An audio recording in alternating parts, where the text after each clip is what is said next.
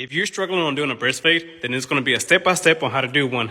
So I'm first going to begin with my trimmer, and I'm going to create my first initial guideline starting right by the eyebrow. Breast fades typically go in a high arch rainbow shape, but on him, I don't really want to create much of a rainbow shape. So instead of creating my guideline all the way up here, I'm going to keep it a little bit straighter, go behind the ear, and stop right at the midpoint of the ear.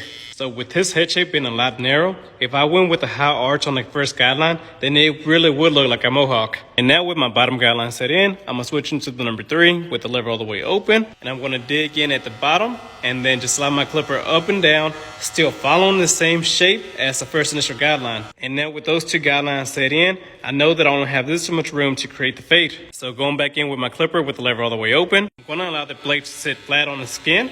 And then once again, just slide up and down. Then as I get towards the ear, I'm going to tilt my clipper outwards a little bit to use the corner of the blade to allow me to create that curved shape right around the ear. And with me only having this much room to create the fade, I kept my guideline a lot more compressed. But on him, that's actually a good thing, because with him having lighter hair, it's going to create a lot more contrast within the fade.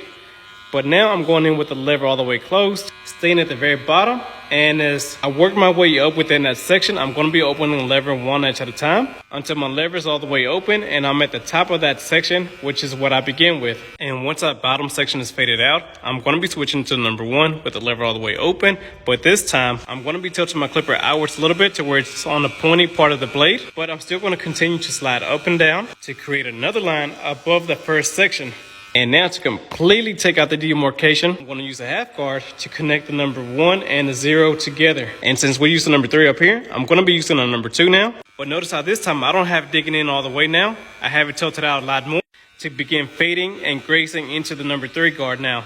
But that still left a dark area between the number 1 and the number 2. So in order to take out this line, I'm going to use a 1.5 and really point cut into that middle line. That way I don't push the fade up way too high. So with using the corner, I'm able to point cut into the darker areas. And that way you end up with the fade that really contours to the head shape, keeping the square silhouette on the side, with the double edge up in the back, with the cross, and the double edge up on the side. But anyways, what do you think about it?